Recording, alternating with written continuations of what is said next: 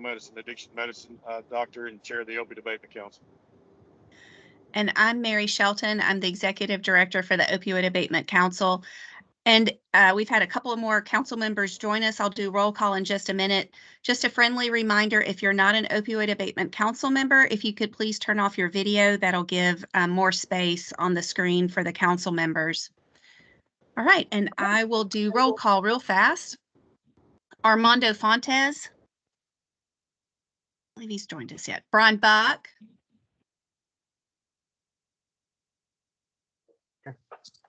Yeah, hi, Brian. Casey Cox. Here. Sharm Allen. Present. Clay Jackson. I don't believe Clay's joined us yet. Karen Pershing. Here. Ken Moore. Present. Lisa Tipton. Here. Mike Flynn. Here. Shane Sexton. Shane is there. Stephanie Vanderpool. Present. Steve Lloyd. Present. Tim, have you joined us? Tim Fournette. He is trying to join. Tommy Farmer. I see you, Tommy. There you are. I'm here. Sorry. Okay, I'm here. that's great. Wayne Wyckoff. Present. All right, and then back up to the top, Armando Fontes. Present. A little delayed, but I'm here. Okay, wonderful. All right, and if my team could just let me know when Tim or Clay join, please. All right, we have an emergency meeting necessity statement that I will read. The Opioid Abatement Council is holding this 100% virtual emergency meeting to expedite the planning and design of the community grant applications process to meet the expected task and activities. The Opioid Abatement Council finds that these matters to be considered require timely action by the council, that a physical presence by a quorum of the members is not practical within the period of time requiring action, and that participation by a quorum of the members by electronic or other means of communication is necessary. And also at this time, I will let the council members know that Sam Buckley, our counsel, is on the meeting as well. So if there is any procedural questions, then we can defer those to Sam for guidance. So our agenda items, and the slide deck that I'm using is the same slide deck from February 8th, since we're essentially reviewing those items, and we've added a couple of slides to address some of the questions from the council members. So up first is the Meharry Rise project, and then the second agenda item is the approval of the 2024 community grant budget. So Steve, if it's okay, I'm just going to quickly review the slides from the Meharry Rise project from February 8th, and then I'll turn it over to you. You bet. So just real briefly, at the October 2nd meeting, the Opioid Abatement Council approved the expedited review process. The Opioid Abatement Council chair requested an expedited review of the 29 harm reduction applications received, which met this criteria that's listed here on the slide. Of the 29 applications, 3 applications met this criteria.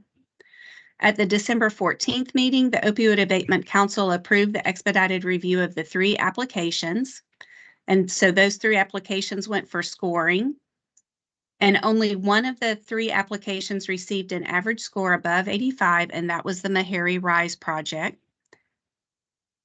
And then at the February 8th meeting, Stephen Lloyd made a motion to approve the Meharry Rise project. Armando Fontes seconded the motion. Tim Fournette made a motion to table the motion. Sharm Allen seconded to table the motion. And Steve Lloyd advised that the motion to table carries. And that brings us to tonight. So, Dr. Lloyd, I'll turn it over to you. You bet. You bet. Thanks, Mary. So our Rise project motion was tabled, and the floor is open to entertain a motion to untable it. All right, Tommy Farmer. I do. I make a motion to untable it. All right, Tommy Farmer makes a motion to, let's see here, we've got Oh, hey, Shane, you're off Hey. mute. Oh, But we've yes, you got- can hear me. Yes. Okay. I think that got better. We had some, okay. So Tommy Farmer makes a motion to untable the motion. And I'll second that motion.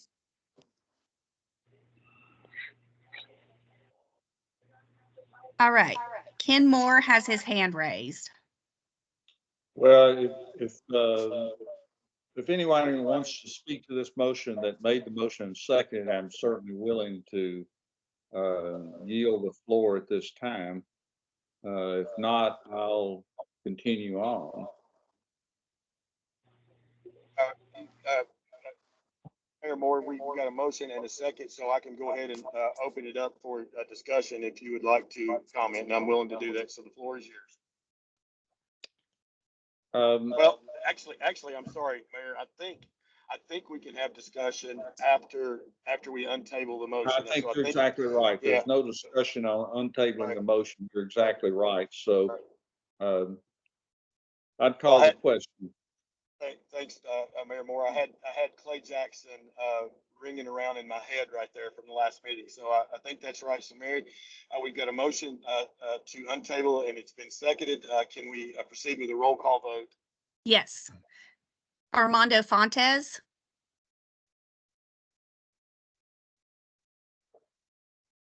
Yes, Armand, yes, I had my mic. okay. So Brian Buck, Yes. Casey Cox, Yes. Sharm Allen, Yes. Clay Jackson. Is Clay on yet? Okay. We do have an echo. We're just going to press forward. Karen Pershing, Yes. Ken Moore, Yes. Lisa Tipton, Yes. Mike Flynn, Yes. Shane Sexton, and Shane, unmute your phone. We had to mute you because we were getting an echo. Just unmute your phone. Yes. Got it. Stephanie Venterpool, Yes. Steve Lloyd, Yes. Tim Fournette, Yes. and Tommy Farmer. Yes. All right. So the motion carries. And Well, I the get to floor vote is too. open. Oh, sorry, I'm Wayne sorry. Wyckoff. Sorry, it was on my I moved to the next page. My Yes. apologies. Wayne Wyckoff. Yes. Okay, All right. I'm done. So the motion carries even more unanimously. So the Mary Raj project is untabled and the floor is open for another motion. All right, we have Ken and Lisa's hand raised. All right. So we'll start with Mayor Moore and then Lisa. Well, do we need another motion to approve it, or as we've untabled it, is it, what was the original motion that when we tabled? Right, so that's what I was wondering too, and I'm driving, so I don't have my cheat sheet, and plus I couldn't see it anyway if it's dark. But I think I think the way it goes here is that we open the floor for another motion, and the discussion would come when we have another motion on the table. So that was the reason I opened it for discussion. I move that we approve the Meharry Rise project. Okay, I have a motion on With the a floor comment. to approve the Mary Raj project. Do I have a second? I second. I've got a second, and so I will throw the floor open for discussion. Mayor Moore? Well, I feel a little embarrassed that I didn't really fess up last time that I was the one that evaluated this project initially.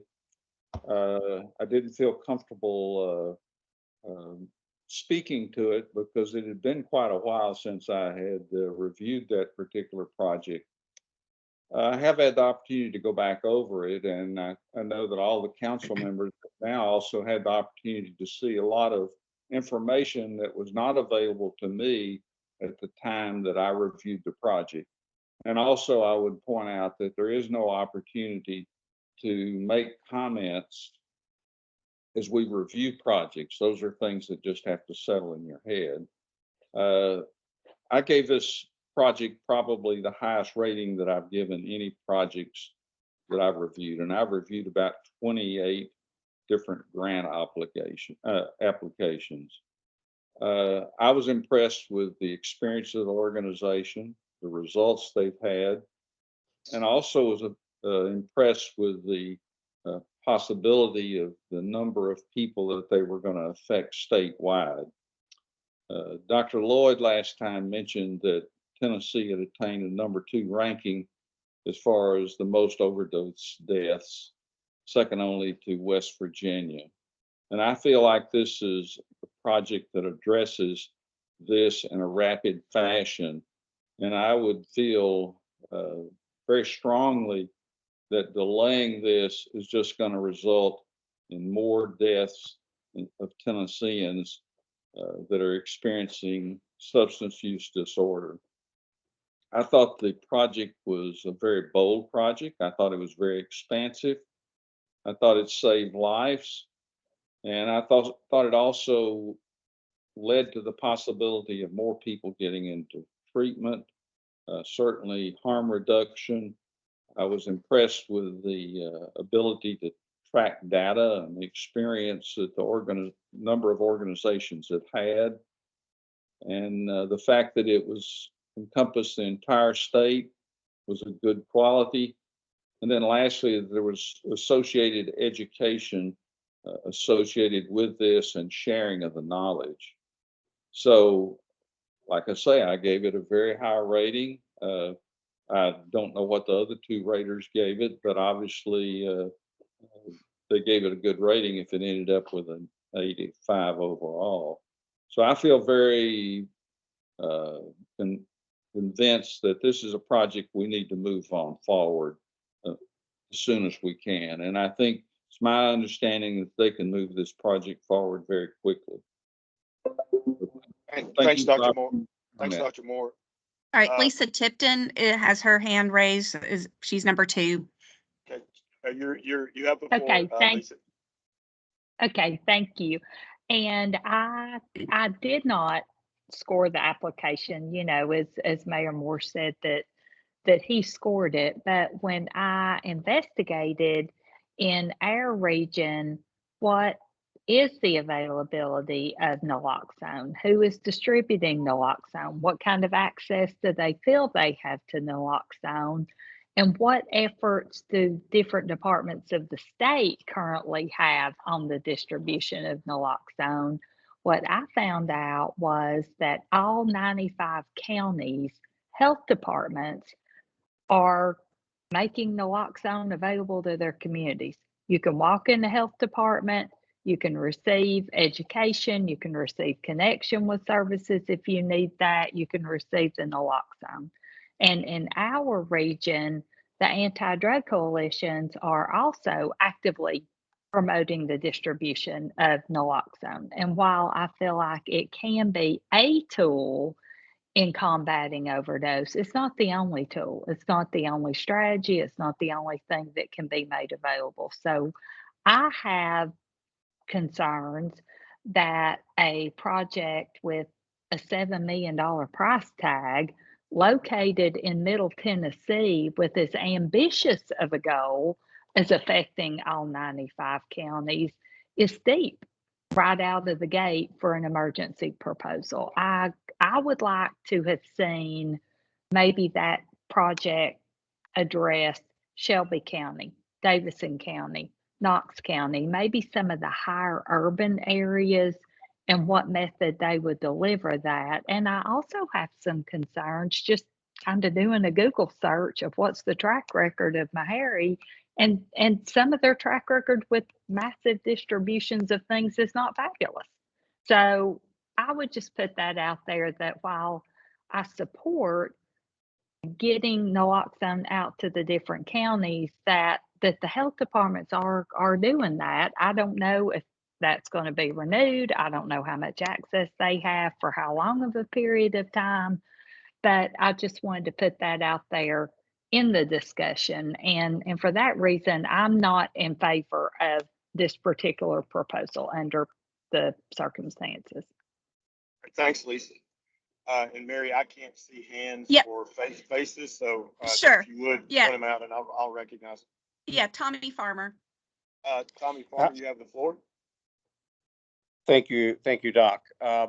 You know, and I know this is not the time for it. I know there's already a motion on the table, and but I do have some concerns with moving forward with an expedited approval of this. I would feel much more comfortable moving it in with the other proposals, with the other grant reviews in the same timeline. I don't think that we're that far off in terms of justification for an expedited review of this. And I have to say, I have too researched the availability of naloxone. I've spoken with a number of contacts myself, and I would just really encourage moving this in with the other proposals. Thank you. Thanks, Tommy. And I would like to ask a question if I can, Mary, and I think it's in order.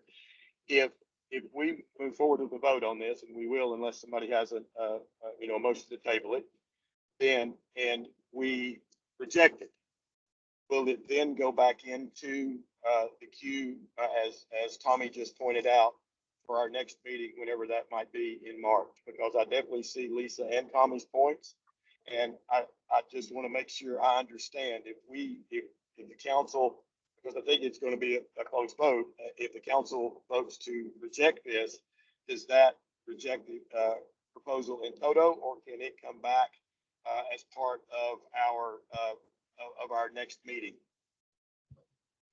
Sam, did you track that?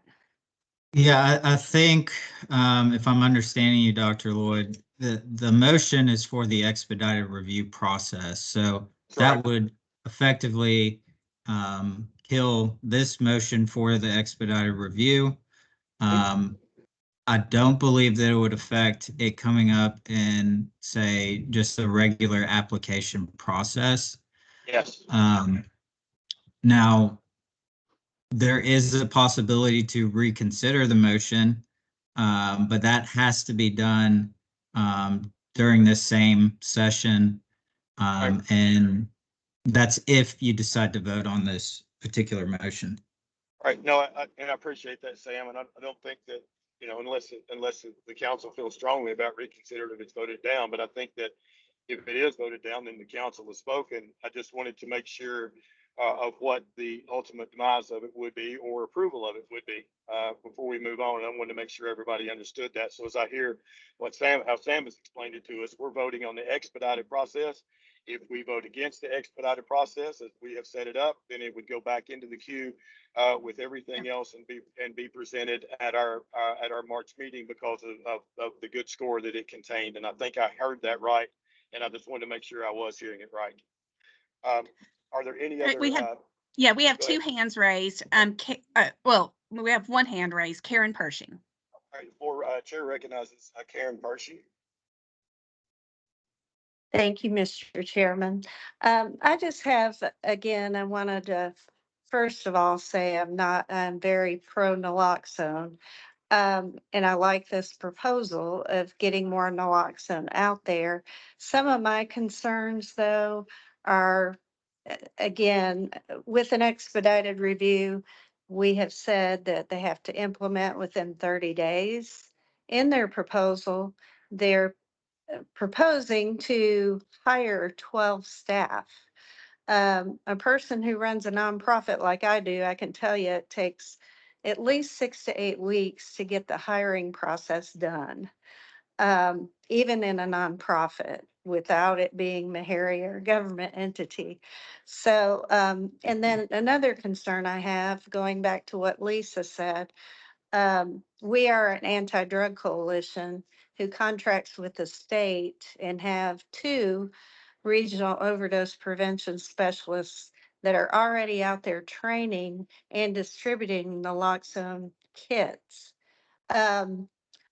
What I would like to see is we have this ROPES program, is what it's called, in all 95 counties. There are limitations with some of the populations that they're allowed to distribute naloxone to. So to me, it would make sense to fill those gaps through a proposal such as this, but use our existing infrastructure of people who are going to be there way after the 6 months of this proposal, so that these people are, again, already known in the community. They're going to be there. These kits are handed out, right away, and an overdose occurs 8 months from now. Those people who were hired for 6 months are not going to be there. The regional overdose prevention specialists are going to be there to be able to contact and follow up with people. So I just think, again, we're spending extra money on personnel that I don't believe we need for this project. Thanks, Karen. All right, there are no other hands raised. Okay, and I'm gonna call for the vote here in a second. I do want to say that I know everybody on this council, I think pretty well by now. And I have no doubt about where your heart is with regards to helping Tennesseans, none whatsoever. There's concerns around, of things we already have in place, and could this be, are there things that could be done to improve it? So I appreciate that, and that's why we have, it's why we have 15 council people on the council instead of one. But with that said, we'll close for discussion, and we'll call for a roll call vote if we can, Mary. And just to be clear, the motion on the table is to approve the RISE project. Is that where we're at? That is correct. So a yay vote would be yes to approve the project, and nay vote would be to not approve the RISE project as an expedited review. Got it. All right, Armando Fontes.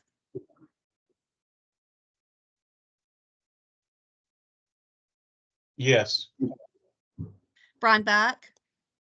No. Casey Cox. No. Sharm Allen. No.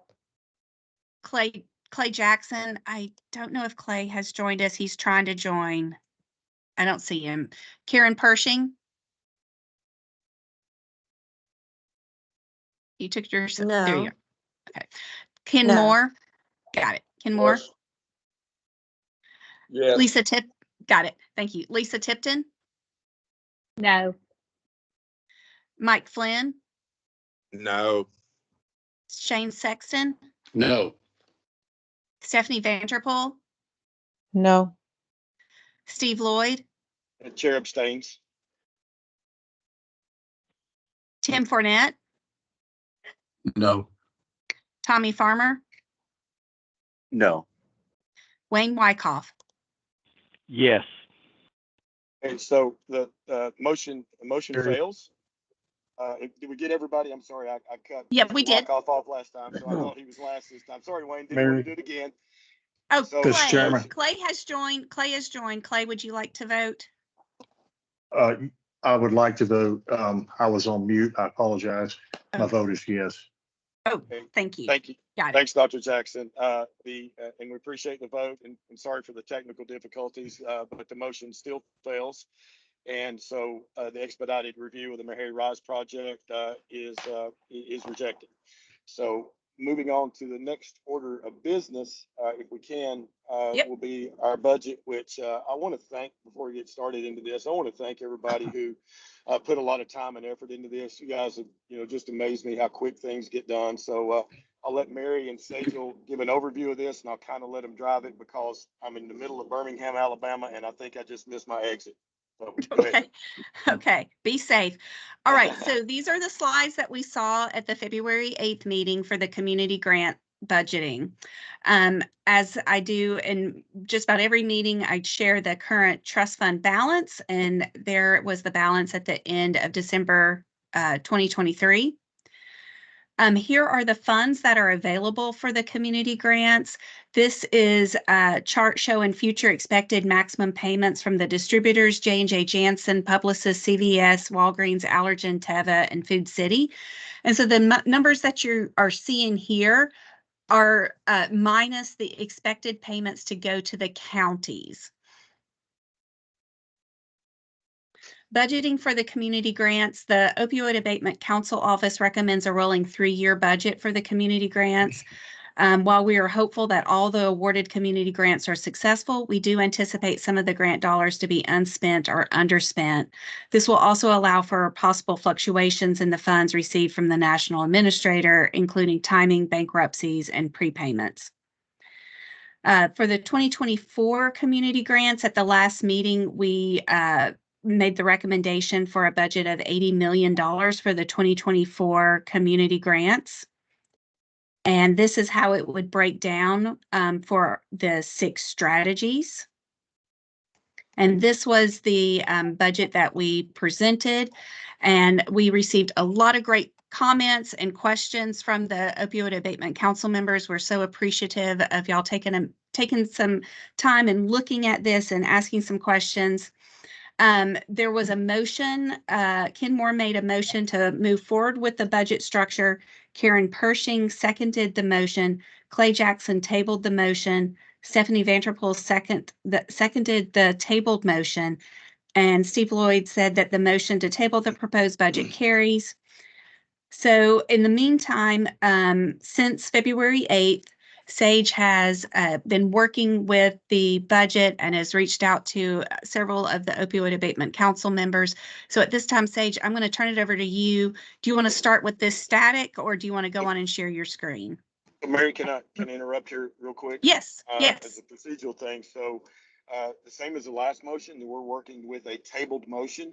And before Sage will get into the explanation and starts to talk about it, we'll need I'd like to entertain a motion to untable this item. Mr. Chairman, Yes, Chair recognizes Dr. Jackson. I move that the committee remove the consideration of the budget from the table and make it an active matter consideration for approval at this meeting. All right, thanks, Dr. Jackson. So we've got a motion on the floor to untable it and a second. I think that was Dr. Moore. It was. So being no discussion, Mary, if you would proceed with a roll call vote. Armando Fontes, Yes. Ron Buck, Yes. Casey Cox, Yes. Sharm Allen, Yes. Clay Jackson, Yes. Karen Pershing, Yes. Ken Moore, Yes. Lisa Tipton, Yes. Mike Flynn, Yes. Shane Sexton, Yes. Stephanie Vanderpool, Yes. Steve Lloyd, Yes. Tim Fournette, Yes. Tommy Farmer, Yes. Wayne Wyckoff. Yes. All right. All right, so the motion carries, and so it's untabled, and I guess we're in the same situation as we were last time, visual standpoint. So I'll need a motion, we'll entertain a motion to either accept or reject, and then we can move on with the discussion if we have a second. Could Sage explain the changes and the additional information? Is this the right time for it? I'm completely fine with it. Sam, can we do that? Is that appropriate? Because the reason that it was tabled was because it was unclear of how much we would have in reserve after years 2 and 3, and that's now very clear. So if we could do that, I would much prefer that Sage will explain what we have, where we are now, and then we could have a motion to either accept or reject. That's what I would prefer if it's okay. Right. I think that's fine. I mean, when you're actually voting on the motion, then you open it up for discussion as well. Sure. All right, so given that, Sejal, if you would, please explain. Thank you. All right, I'm going to share my screen.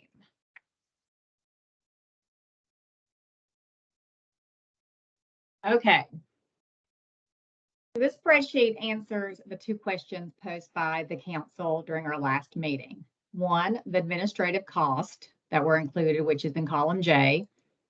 And then also 2, the annual net reserve, as the chair indicated, which is in column K.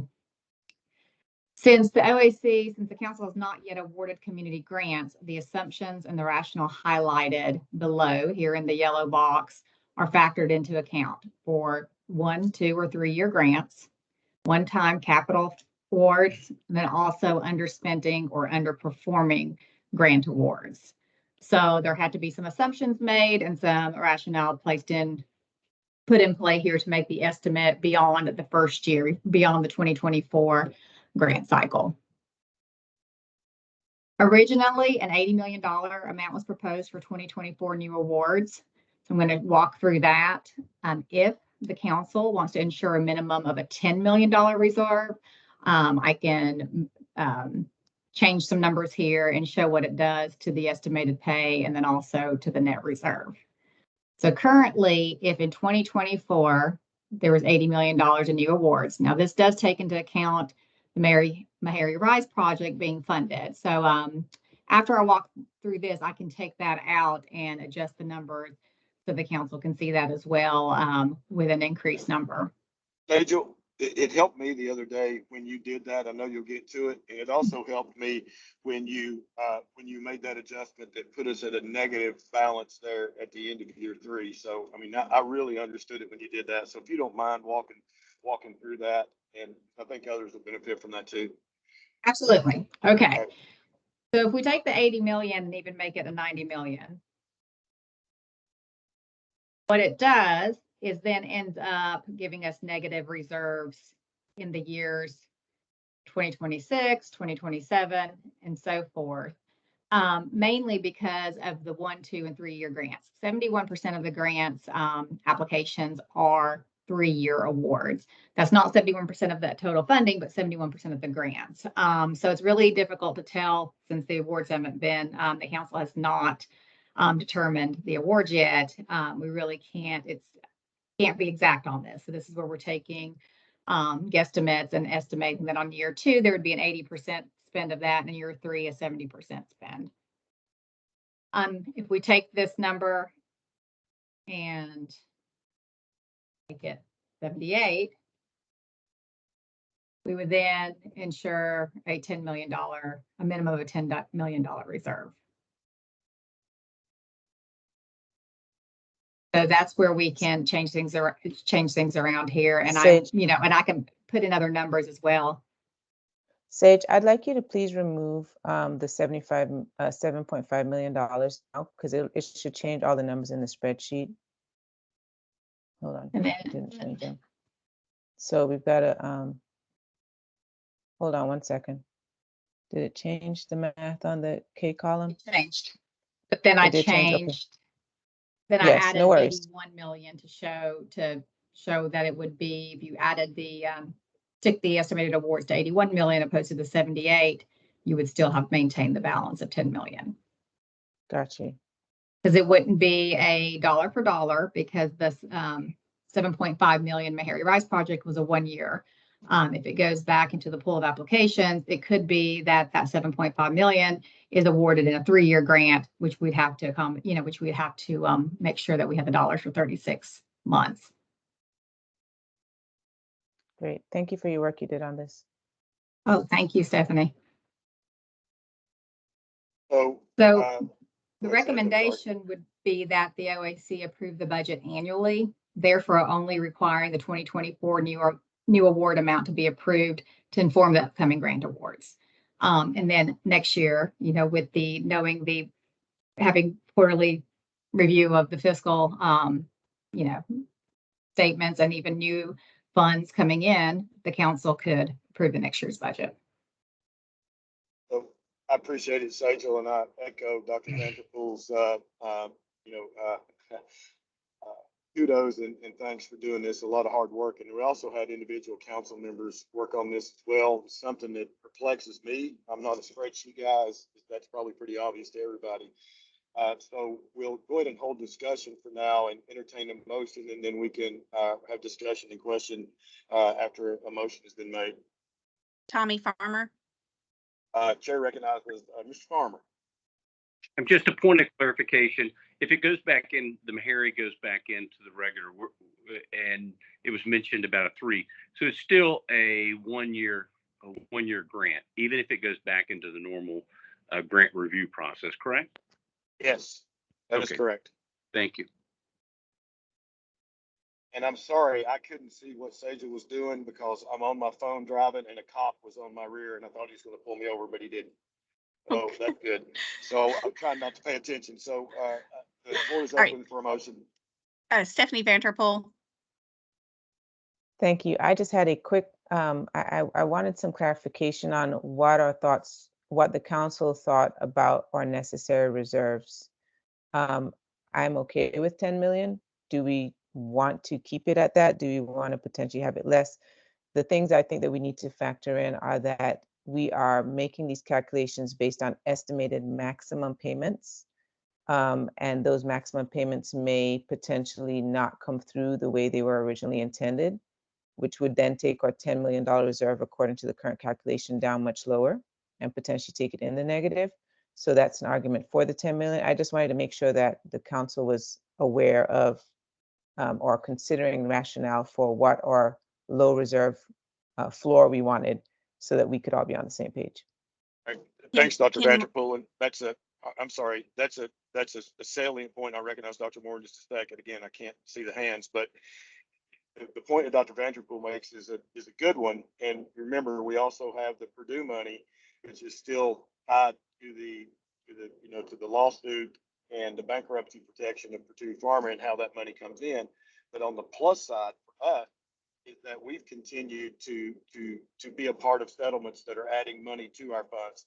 So since we started in July 8th, 2 years ago, we've had the pharmacy money added because Tennessee was a signatory, and our legislature and our attorney general put that money into the Opioid Abatement Council. We were a signatory on another recent lawsuit, a little bit smaller, but still millions of dollars that will be flowing in to the Opioid Abatement Council as well. So there's a balance there. There's always a chance, exactly what Dr. Vanderpool said, but we do have on the other side money that is going to flow in, and there's more potential money out there depending on other lawsuits that are brought.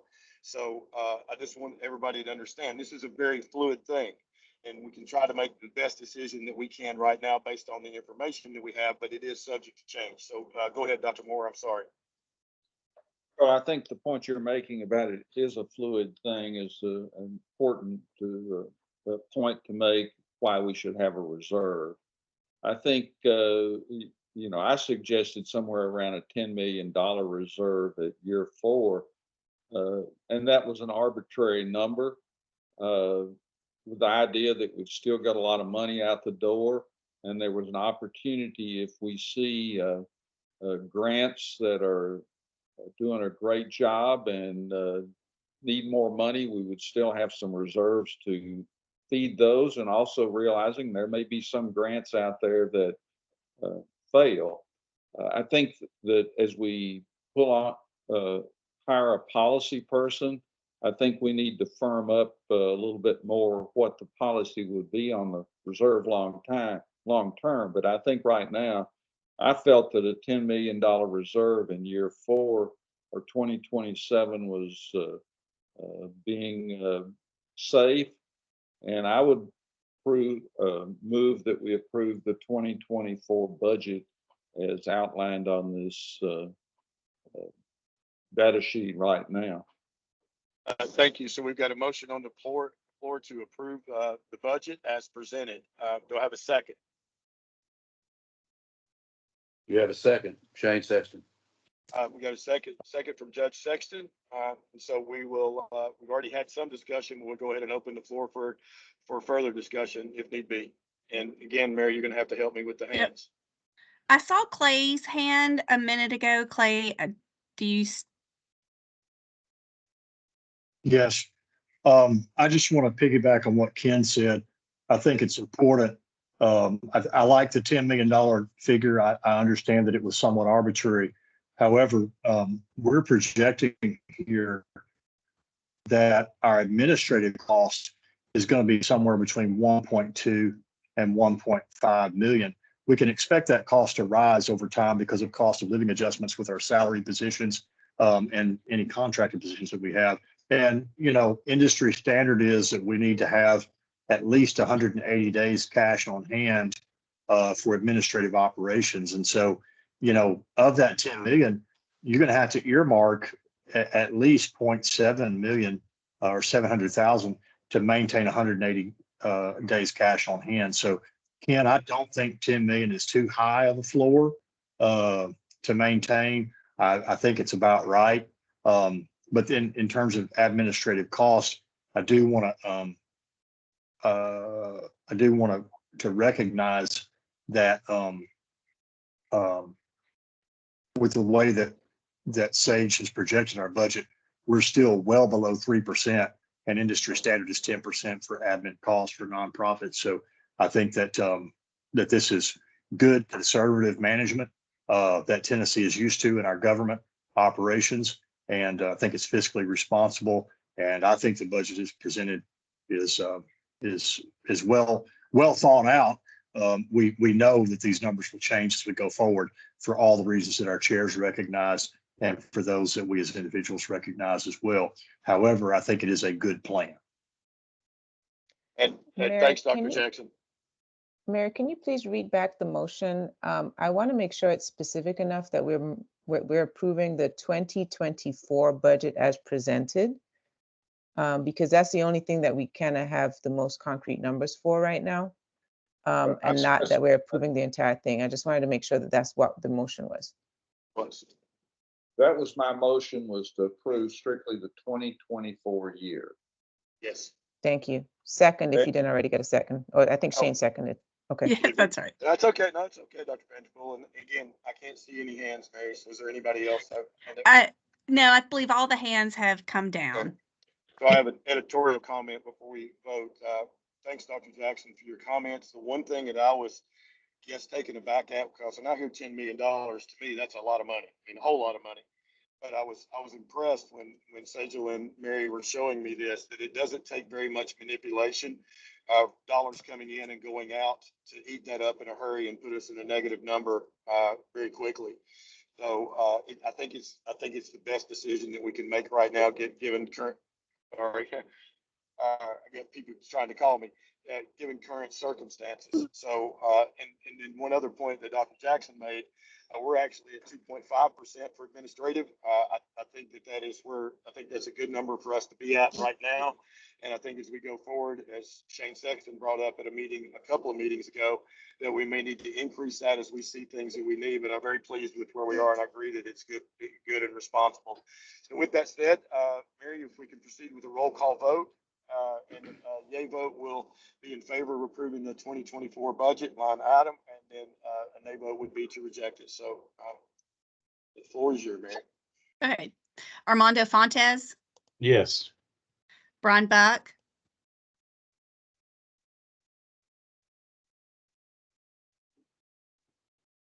did we lose Brian? There's Brian. Brian? Yes. I froze Casey, up there for a minute. Yes. that's okay. Casey Cox, Yes. Sharm Allen, Yes. Clay Jackson, Yes. Karen Pershing, Yes. Ken Moore, Yes. Lisa Tipton, Yes. Mike Flynn, Yes. Shane Sexton, Yes. Stephanie Vanterpool, Yes. Steve Lloyd, Yes. Tim Fournette, Yes. Tommy Farmer, Yes.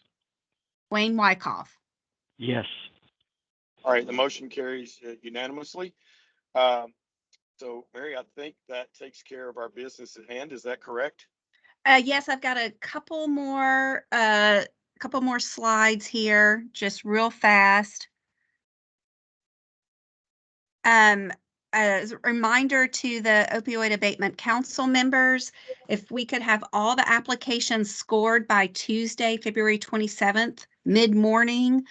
And if you have any questions or issues with scoring the applications that have been assigned to you, please reach out to me or Elizabeth. We will work with you on those. Also, we do have another meeting scheduled Our next Opioid Abatement Council meeting is scheduled for March 18th, 2024, starting at 9 o'clock Eastern Time. It will be at the Farragut Community Center. The meeting will be live streamed. In-person attendance is available, first come, first served. Those are the two other announcements I had to make. And Dr. Lloyd, we're ready for public comment. All right, so we will open the floor for public comment. So Mary, would you give instructions if somebody wants to make public comment to allow that to happen? And Yes. remember with public comment that if a question is asked, we will not answer it. This is for comment. We'll try our best to give you direction on how to direct that question going forward. So if you don't mind, Mary. Sure. If you wish to speak, please click the raise your hand icon on the top of the menu bar. It's third from the left. And then when you are recognized, you may turn your video on. So if you wish to speak, please click the raise your hand icon located on the top of the Teams menu bar. I am not seeing any hands raised. Oh, we have one hand raised. Will Taylor. The chair recognizes Will Taylor.